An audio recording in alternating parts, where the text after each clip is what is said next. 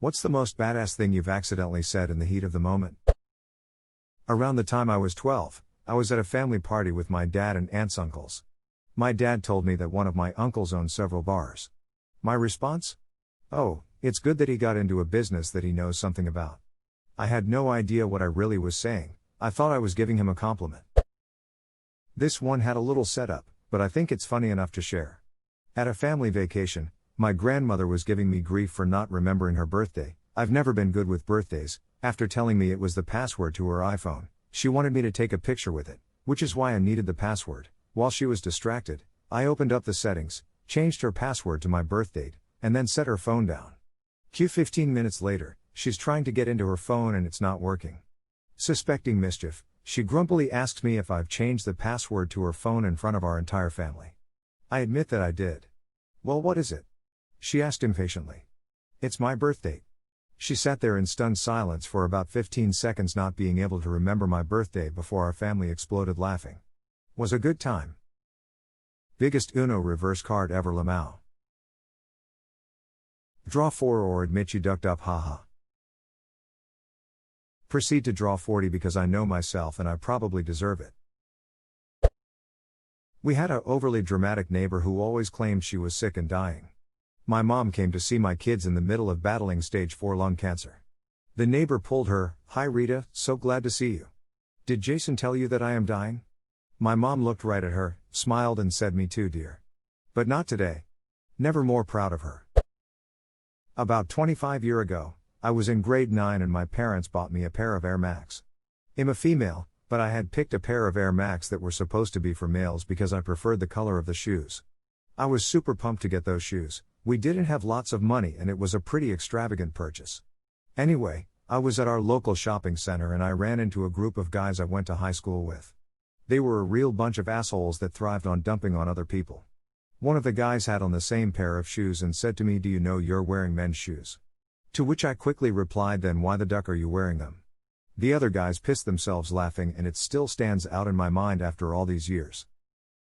Man, that was ice cold. I bet his friends still bring that one up. If I was best man at the guy's wedding, I'd probably even sneak a reference into the speech. I was eating McDonald's with a few friends and I started choking. The only thing I managed to say in the whole ordeal was "I'm McCoken." Ducking gold, how'd he die? I dunno, he choked to death while his friends pissed themselves laughing so damn hard. This was back in my junior year of college. At the beginning of the semester I was introducing myself to my very intimidating biochemistry professor. Guy was a genius but also a hard ass. Students were all terrified to ask him questions because he was known for grilling people, and if they hadn't made enough effort beforehand he'd send them out of his office to learn on their own. As I walked into his office he was sorting through some boxes and made a really sarcastic comment regarding stuffing me in the box and shipping it off somewhere. He looked up for my response and I just blurted out without thinking, "I wouldn't mind going somewhere nice." Dude laughed so hard it actually startled me a little. We got along pretty well for the remainder of the semester, so it all worked out really well. It's amazing what a little laughter can do to ease tension. He needed that. In another universe, I wouldn't mind going somewhere nice. What the duck, you said? Nothing. Bye, sir. Another universe, I wouldn't mind going somewhere nice. How about a hotel? And that's how I passed that class. There's no way you're this much of an asshole naturally, you must go home and practice. I said this to a coworker who was throwing a fit and bullying a quieter coworker because he was pissed off. He had a habit of just being a giant douche anytime things didn't go his way. This comment pissed him off so much he just stormed into his office and stayed there the rest of the day. Win for the rest of us. He was in there practicing some more. At work, when in a somewhat heated discussion of why things kept going wrong at a small company, upper management said something to the effect, "Why does XYZ keep happening? It's idiot proof," and I replied, "We need to stop hiring new idiots to test if that's true, edit." So the replies seemed split about 5,050 understanding what I meant. I'd like to address a couple replies instead of individually. The context was, please stop trying to find people to actually test if it's idiot proof. Please hire someone who is not a bigger idiot than the previous hire that was let go for being an idiot. First, I work in a very small company and all of us are close enough outside of work that this wouldn't get me fired or reprimanded or anything. Second, My point was that we should hire smarter people in instead of any Joe that applied, and then the procedure would be idiot-proof. We just needed a slightly smarter idiot. Thirdly, the Douglas Adams quote is what I had in mind when I said it, but I couldn't remember at the time where I had heard it from. Thanks to those that reminded me. Totally cool insult. I feel the satisfaction although I wasn't there and I don't know you or the whole context. I'm a firefighter, and during a car accident that turned super chaotic, everyone was screaming at each other and getting all rowdy. For whatever reason I'd sides to tell I'm the lieutenant, this is my scene. Everyone stopped and I just cringed at how stupid and dramatic it sounded as well as how effective it worked. Haha. Authority is always embarrassing, but somebody's gotta have it.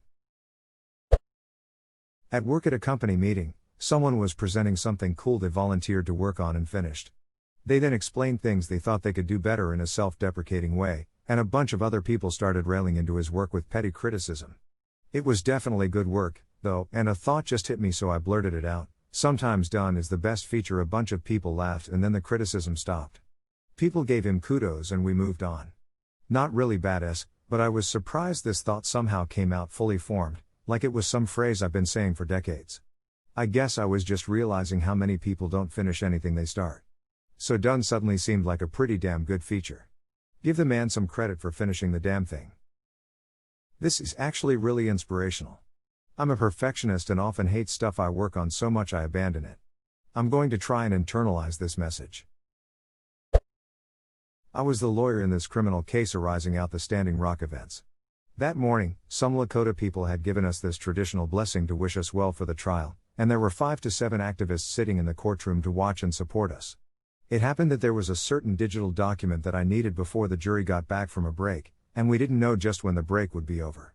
I remember turning to the supporters holding up a thumb drive, and telling them exactly what I needed from the office across the street and how to get it. I held out the thumb drive, and with all the intensity of an ancient general sending his troops into battle said, "Fastest runner. Go now."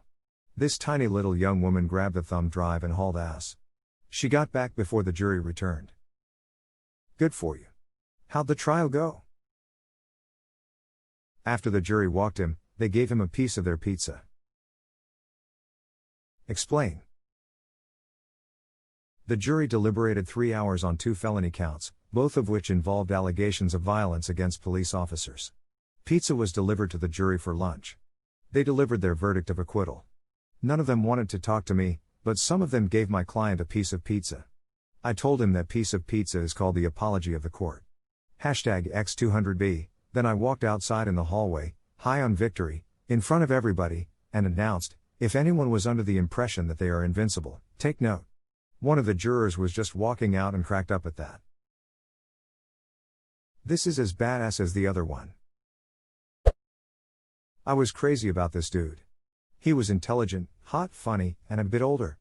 After a few weeks of dating he said he wasn't ready for a commitment. I told him to come pick up his book from my place, and not to reach out again as it hurt too much. I was that into him. So he comes to my apartment, I go to hand him the book, and begin to shut the door. He puts his foot in the way to stop it and says I don't know what to do. I'm not ready, but I can't stop thinking about you. Moving my hand off the door, I hand him the book anyways and said then pick me up at 7. Anyways, now we're married. Edit, holy duck, I did not expect this to blow up. Thanks for all of the awards. Hub's response, that's a lot of upvotes. This is cute. Duck, I'm out of coins. Edit, due to lots of people liking the profile gif, reviewing cockroach is now a thing. 3. Ike about badass, but years ago I worked at a Hard Rock cafe, and we often had pre-shift server meetings outdoors on a patio, and while boss was droning on about us selling more overpriced plastic cups, I was staring off at the spinning globe on top of the building that says Save the Planet on it. I interrupted my boss by blurting out, if Hard Rock is trying to save the planet, why do we waste so much paper? Which was really directed at my managers, who had a hard-on for printing out stupid memos. They somehow didn't realize it was about them specifically, and passed the comment up the food chain, which ended up resulting in the entire company changing their payroll system to paperless, globally. As a reward I was given a pin shaped like a light bulb that said bright idea on it. Thanks I guess. Save the company millions of dollars, get a ducking badge. Fuck corporate culture. Edit, I wonder how much money the guys in corporate got in bonuses when they put your idea into place. Yeah, and they're a pretty shit company to work for. If you take all the annoying boss shit from every scene in Office Space, that's how they roll. One day I was chastised about wearing the bare minimum amount of pins, and told by 4 different managers that I filled out a form improperly.